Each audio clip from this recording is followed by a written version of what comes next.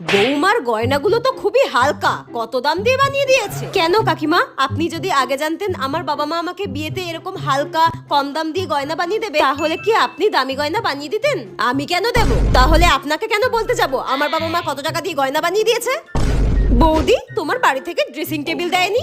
এ বাবা ননদিনী, তুমি তো বিয়ের আগে আমাকে বলনি বিয়ের পর তোমার দাদা বৌদির ঘরে ড্রেসিং টেবিলে তুমি সাজুগুজু করবে। আমি কেন সাজতে যাব?